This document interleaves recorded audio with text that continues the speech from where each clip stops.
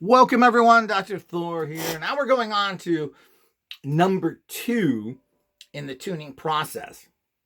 Now, first of all, you want to make sure you set up your equipment in a particular area. Now, this may be difficult to do, but there are ways around all this that we're going to talk about as well, because it would be nice to set your equipment up in the most powerful spot in your house. If there's a few places where you can put up, and you need to have some sort of table like I have here. This is just a cheap computer table that I put together here, and so forth. You can get these pretty inexpensively out there, whatever table you want to get, or any way you want to set something up. But you need a place where you're going to be able to place your machine and leave it there, because this should be something you're going to be doing frequently. And secondly, you got to leave these machines running like anything else. And most likely, you're going to need space for several machines, because one machine is not going to be enough, because life is multifold. And these machines only work on one particular problem at a time. So at the very least, you're probably going to have 2. And we're coming out with a dial unit that will have 2 9-banks to them to work properly, so that you can at least work on 2 things at once. But most people end up having multi-machines, if not 4 or 5 machines, because you've got to work on a whole bunch of people at one time. Or problems in your life. It could be you. If you live in some sort of a family unit, well, your pets may need help. Your family members may need help. Maybe you have friends you value. So you're going to end up probably owning many, many machines. And this is part of the process that you have to do. And like anything else in life, you don't own one pair of pants, do you? So you're going to need to have several, whatever that may be. So that's all part of changing your life and investing in your future of things that really matter. So you want to basically dowse out. You should dowse out, is this a good place to do radionic work with? Neutral, positive, or negative? Positive, clockwise. Bad place, counterclockwise. Neutral, meaning, it's fine. It's okay. Is this a good place to do work? And of course, I get positive. Okay? And basically, you should get that. Neutral is not the best in a situation like this. Neutral is always interpretative. But one of the things is that if it's negative, you should think differently. But there's a way to correct negativity as well. Now, before you do any of your practices or you work on your machines, it's a good idea that you negate the actual, you clear your machine and clear your space. Now, we're offering now actually disc that you can use like altar cloths to actually produce or take your sacred energy and change it into a power spot. So we do offer what's called sacred energy cloths. These have been used for ages to create this as a sacred spot. And you can actually do that with one of our cloths. What I do is I use a disc, and we're going to have sacred energy disc in the near future as well, because this is where everything's going. They're less expensive. They're easy to ship, and all you have to do is do it. Now, this is a clearing for clearing all toxic energies in general, and also clear your environment in terms of what you put it. So it's a good idea to put one of these down, but you want to clear your machine to start with. Now, the first thing you want to do here is make sure that all of your dials are on 0. So these had to be 0, but what did you use this for? Make sure all your dials are 0, what this is. You want to put this on top of it. And again, we're going to go over every of this. Now, we talked about the flow of this instrument. Now, it's not marked, and I'm going to mark it right now so that we understand things. But the other thing is important is keep your unit clean. We don't know what is in and what is out. All this is not marked. I think these had stickers on it, and they were all, well, this was my original unit I've used for over 30 years, but so I'm not sure what was on here or not. Again, these shoemakers' kids don't have shoes. One of the things you want to do is that always keep your plates and instrument clean. So there are things to keep these things shinier. And anytime you have metal, you should keep it shiny. And this serves 2 purposes. It does function better when you don't have corrosion on here. It also connects you to the energy of it as well. There's a coil underneath here, etc. This is wired in my traditional way, which is 3 down, up, down, up, down. And that's how we wired all these. Now, a lot of people may do this. We don't know unless the dials are numbered. And we're going to do that here right now. But you should always put something on 0, and your unit should be cleared for at least 30 minutes between dialings. But what you want to do is, these are great. I use these for our rings and everything else. Anything that's metal, you can get these jeweler little rags, and the cleaner is built in them. You can also get yourself a universal polish. This is just regular polish, good for everything. Put it on a rag and then wipe it on here. This is very good stuff, but any good polish will do that for you. To save the mess of that and having big tubes, well, you just get these little things, and these clean everything off. See how that's already starting to get some of the off. And it depends on how much. The whole idea, if you keep these up and polished, you're not going to have a problem. So you do this frequently, and to a certain extent, you should do this as a energy cleaning every time you do another tuning. So while you're not trying to make it clean from debris on here, what you're doing is that when you do this like this, you're clearing the old energy pattern off of this. And this is pure copper tape.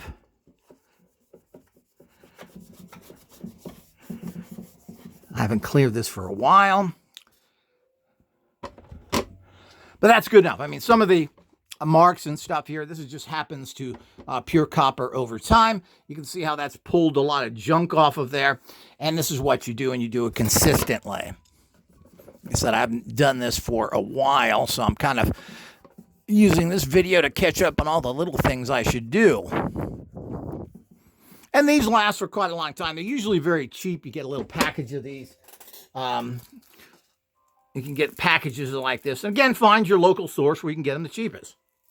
Again, eBay, Amazon, Etsy, all are the people to support. Etsy is a big alternative community. And of course, like everything else, they're corrupt. But what's new? So, okay, and you want to make sure everything is clean. Make sure your wood is clean. Make sure your dials are clean. I haven't wiped these in a while. We can wipe these as kind of metalish.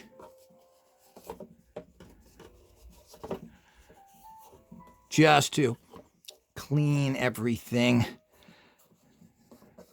You don't need to do this every time. But generally, you put everything on 0.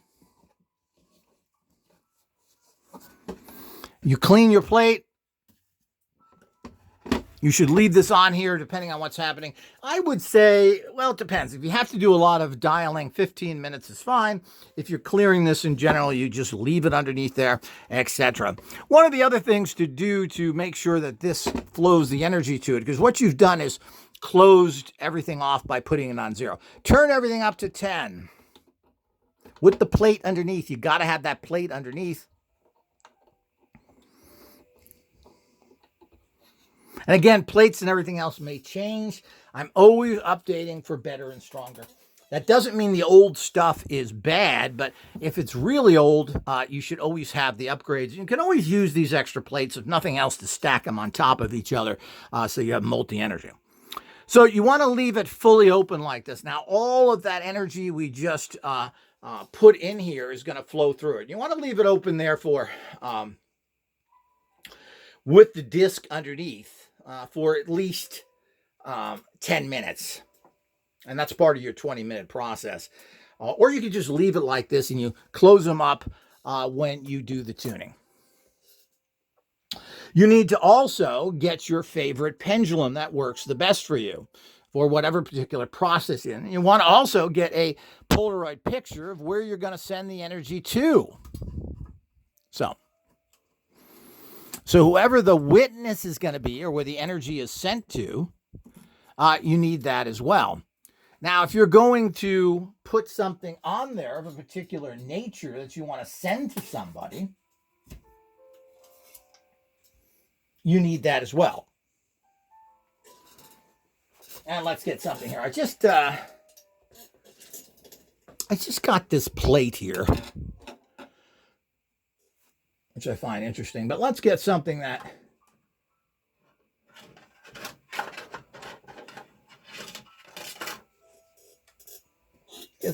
we can tune into here. And I think I'll change that. These are not really available by you, so that's a thing I'm testing. I do have a very unique, particular custom-made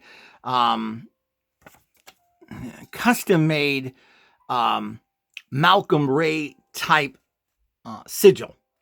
And here it is for oxyquinoline, which is supposed to be a sulfate, which is supposed to be a fantastic cleanser and purger of the liver and particularly parasites and other things.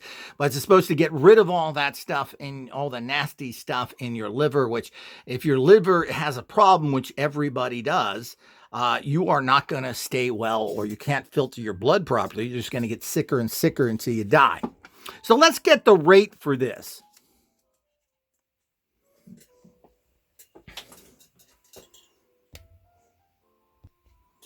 But wait a minute, before I do that, I'm jumping ahead here.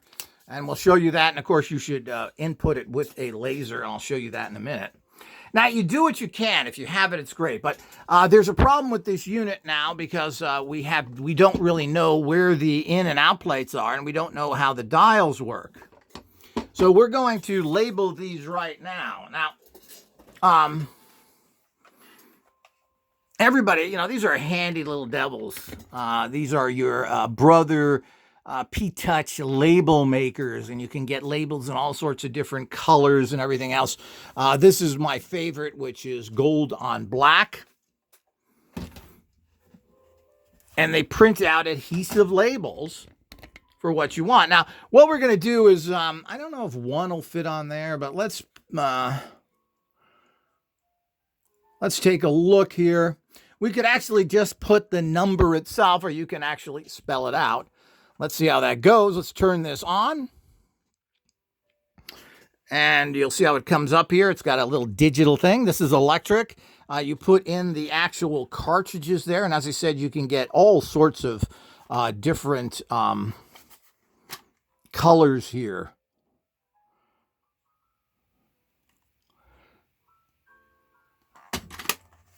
I'm not sure what colors though are. I may have to change this once I print it out. But you can print the actual number there. Now you have numbers and you also have letters.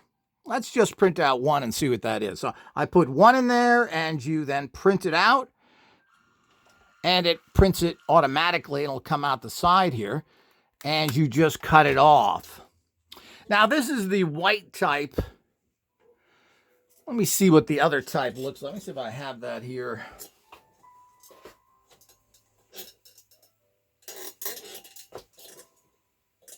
Where is the box here?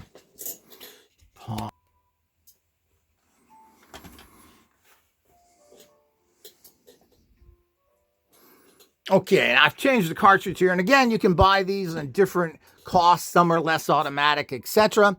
And you can get these on places like eBay or Etsy, and you can get used ones, etc. A lot of stuff you don't necessarily need new. And of course, the cartridges are a little expensive, but they do last forever. So let's print this out in my favorite gold on black.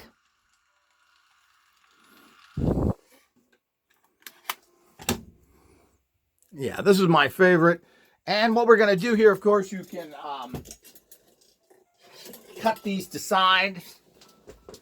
Here's the, move over here. Here's the old white one, which is kind of boring. I like this. I think it's sophisticated. It looks good on this. Aesthetics are important. Does it look cool? If it looks cool, it works, right? If it looks like a box, it's a box. So having things done and caring about the process and what you're doing is important. These you cut them. They're easily cut. Then you just peel these off. They're adhesive. Let's see if I made this small enough. Looks like I have to make it smaller. Now let's just cut it more.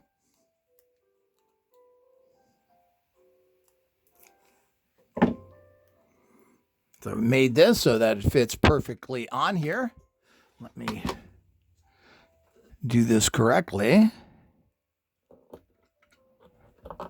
Well, not perfectly centered. It's hard to talk and do it, but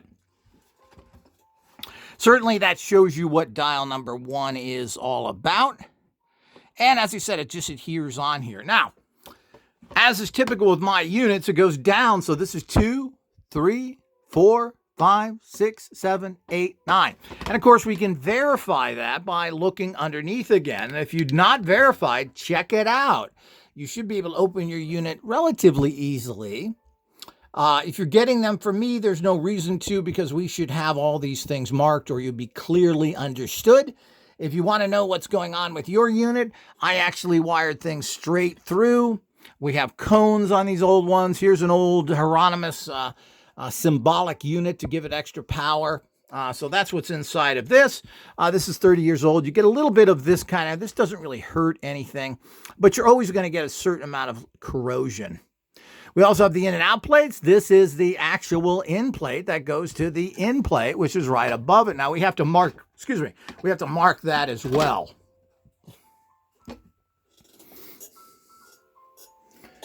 So I don't know if we need to have every dial, but we want to understand where it is. So this is 4.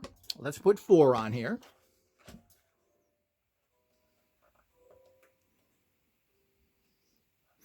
And to save actual, we'll put 7. To save actual tape here, we'll put 4 and 7 because we're going to just mark these 3 dials. So it printed it out. Here it is. As usual, I don't know if you can see all this stuff.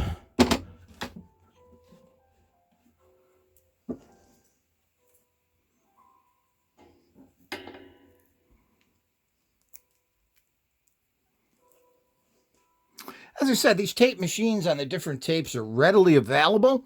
You can get these everywhere around the world.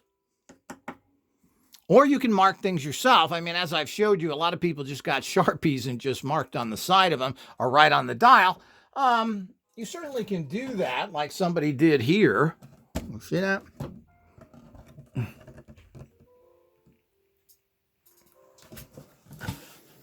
I mean, that's okay, I guess. I like to do things that count, that kind of look better, get you did some thinking. You cared about what you were doing a little more. So here's number 4.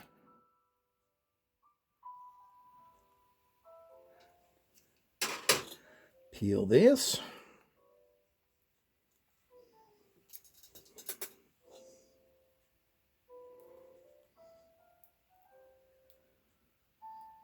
Just so you're very sure what dial you're on and going in the right direction and not going off. So this really tells you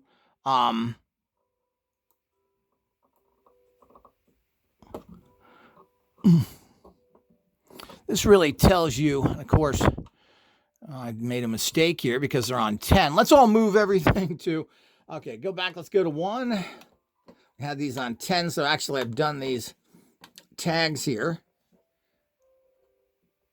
improperly. So let's take them all off.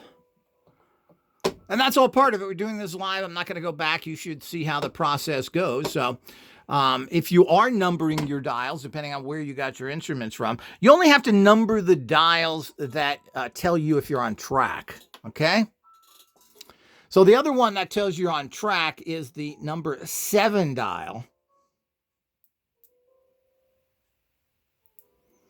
Now, if you want to, you can number all your dials. I'm not going to do that here. I may do that in the future because of the fact that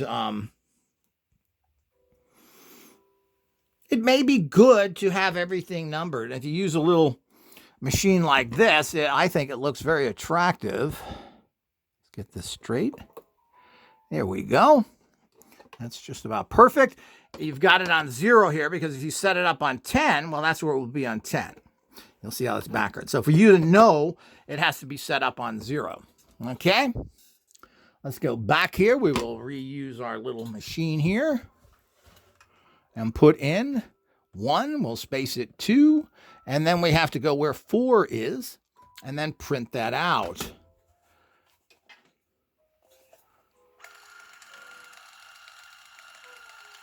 You can see it kind of pops up here. You then cut it manually with that little thing.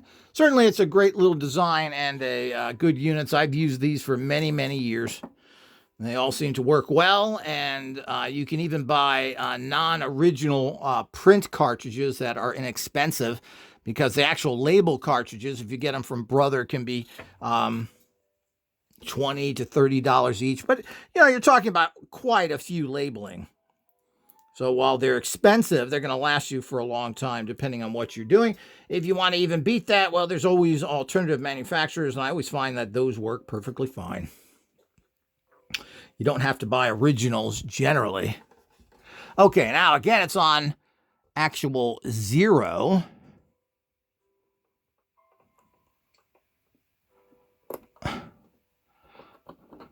Okay, there's 1.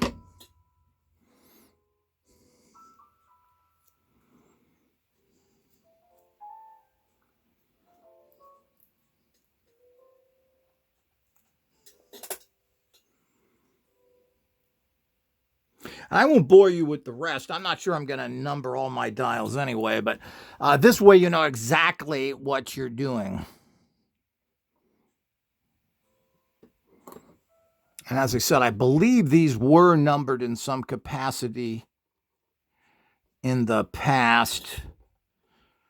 Well, I'll just put that down there. So here you now know, and you say, well, that's kind of odd, but you know this is number not 2. So you know that 2 would be here then.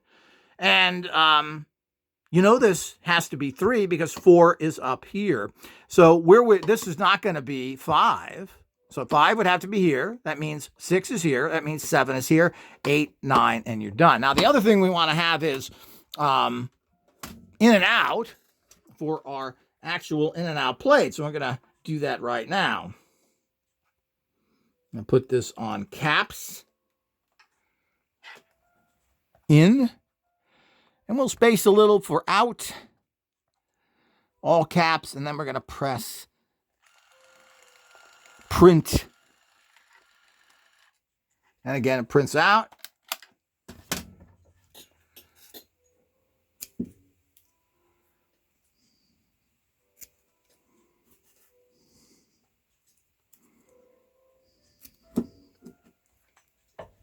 And as I said, if you're using someone else's machine or you bought something off somewhere, you got to check the flow. And I did a whole bunch of videos on flow. Make sure you follow those and know what you're doing. So you know the flow is, you know which is the in and out. Don't assume somebody's got it right unless they really state it in their paperwork. And if you can confirm that by opening up the box, I would personally do that. Open the box and confirm that their flow is correct, because you may just be dealing with complete idiots that don't know how to make these things, and they really don't. They're going by old crap plans they got free off the net, probably based on very primitive designs.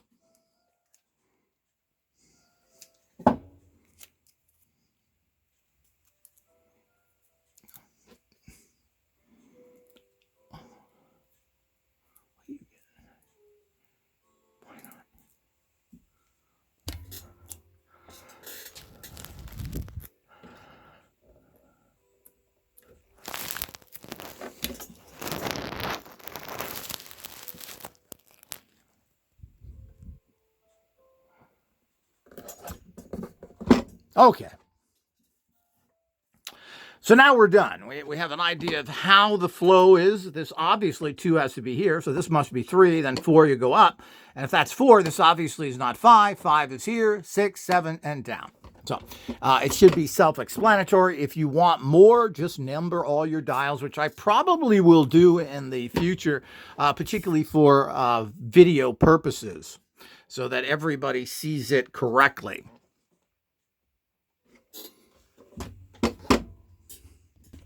Okay, now you're ready to tune. And what we'll do here is we're going to move on to that was the preparatory. Now you're ready to tune, and we'll talk about that in video 3. This has gone long enough.